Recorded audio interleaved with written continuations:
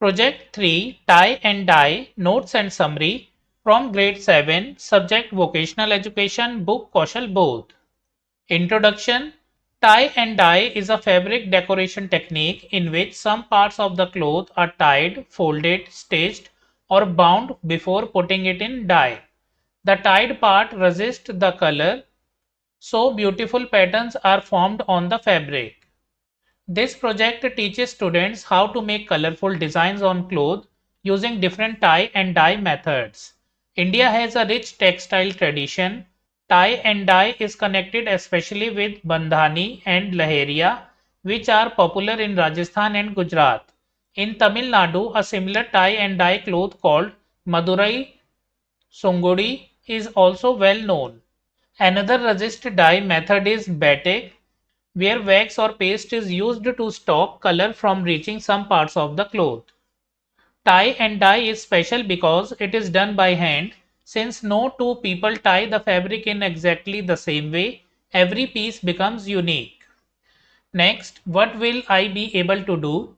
By the end of this project, students will be able to prepare natural dyes from vegetables, fruits, spices and plants, design tie and dye patterns, create colorful designs on recycled fabrics, make a useful tie and dye product.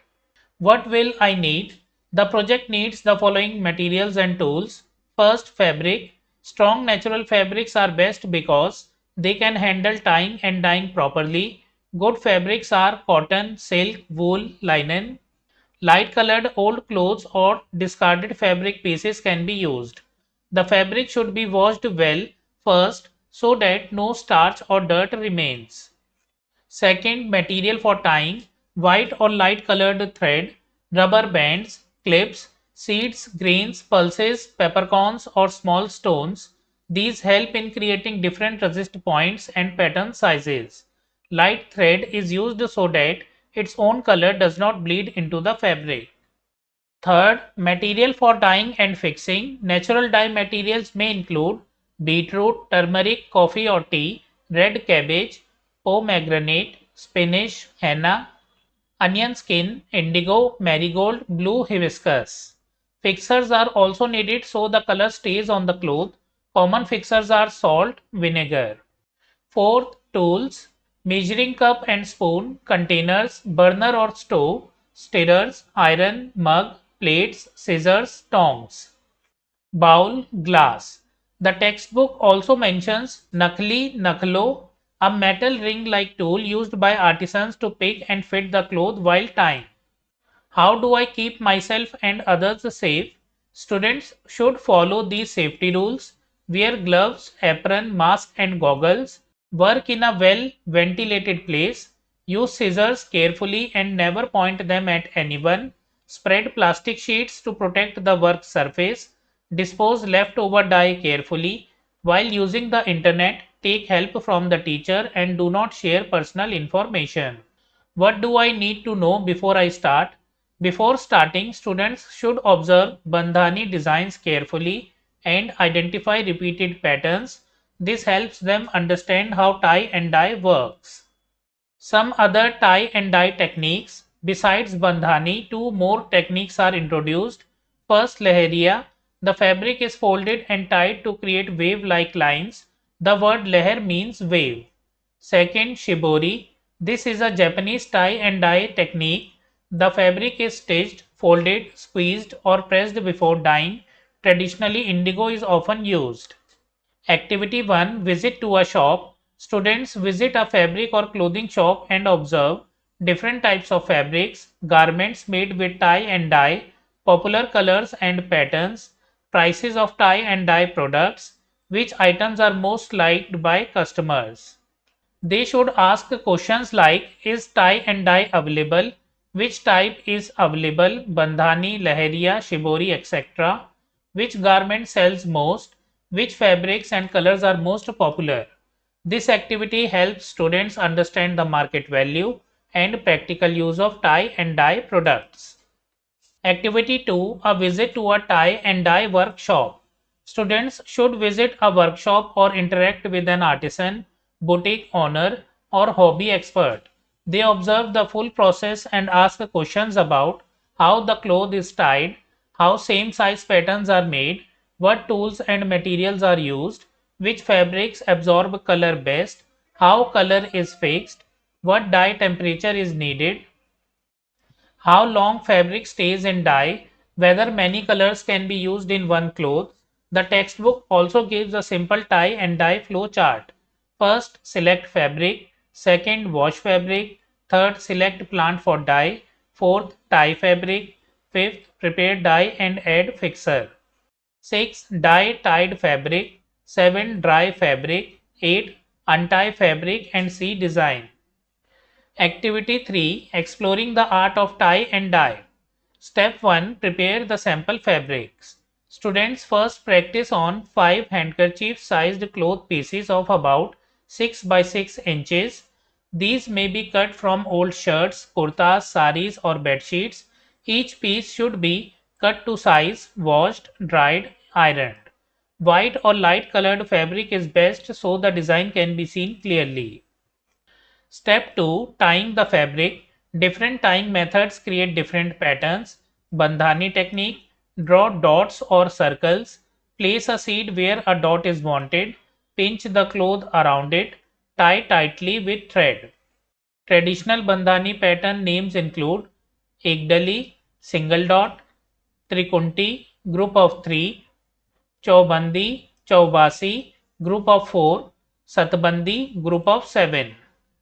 Shibori technique, draw lines, sew running stitches along the lines, pull the thread to gather the fabric, tie tightly. The design changes depending on stitch length, line angle and tightness. Lahariya technique, fold fabric in half, make accordion pleats, hold pleats firmly, tie at the center, tie again at equal gaps on both sides. This creates wave-like patterns after dyeing. Step 3. Preparation of dye.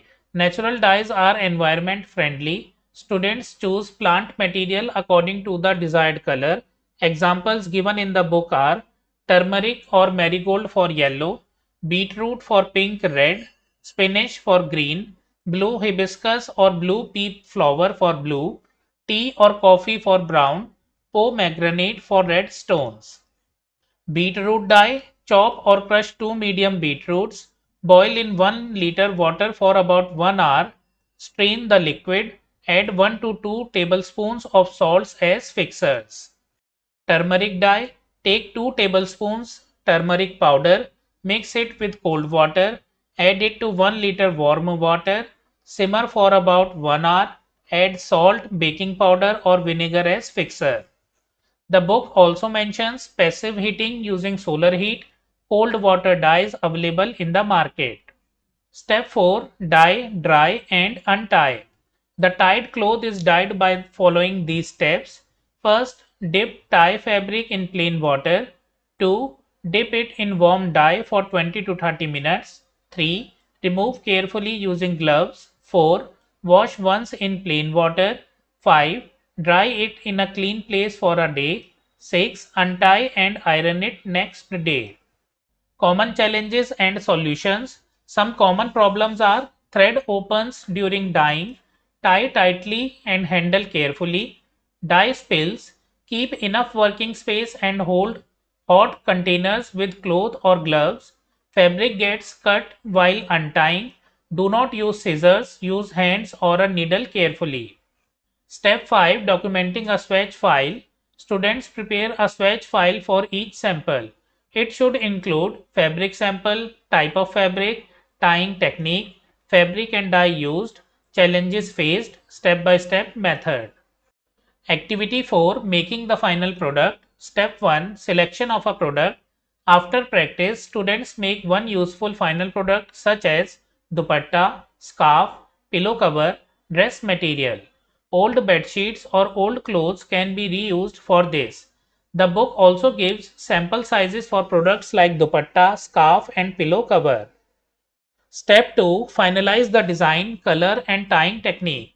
Students take design inspiration from everyday objects like flowers, windows, rivers, nature and surroundings. Then they decide the design, the colors, the plant material for dye, the tie and dye method to use. Step 3, tie and dye the product. Now students repeat the whole process on a bigger cloth. Prepare the cloth, tie it according to the design, make a larger amount of dye using about 2 to 3 liters water, dye it, dry it for a day. Step 4, untying the product. When dry, the cloth is carefully untied and ironed. This reveals the final design. The book also mentions a modern style called reverse tie and dye, where color is removed instead of added. Activity 5, what did you invest?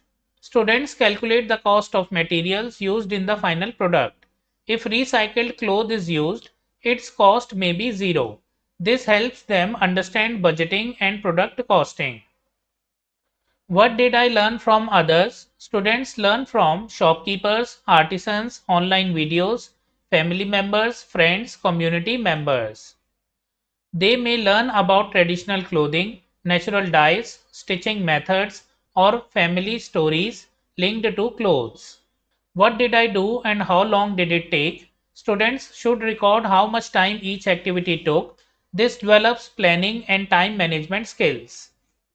What else can I do? After making the tie and dye product, students can decorate it further with ornamentation such as lace, buttons, pom-poms, tassels, embroidery, beadwork, sequins. This makes the final product more attractive and creative. Summary: tie and dye is a traditional method of decorating fabric by tying, folding, stitching, or binding certain parts before dyeing them. The tied parts resist the color and form beautiful patterns.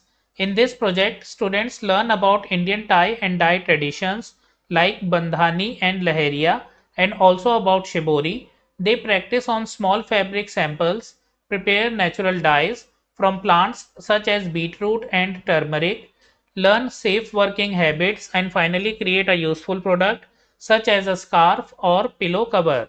The project also teaches observation, creativity, reuse of old fabrics, cost calculation, and appreciation of traditional crafts. So friends, we have completed notes and summary of project 3, tie and dye. We have already studied question answers of this project. You can find the link in the description and on the screen. I will also bring 50 MCQs of this project in our next video. You can support me with channel membership and super thanks. If you like the video, kindly like, hype the video and share it with your friends. Also subscribe to my channel and press the bell icon to receive new video notifications. We will meet in the next video. Thank you for watching.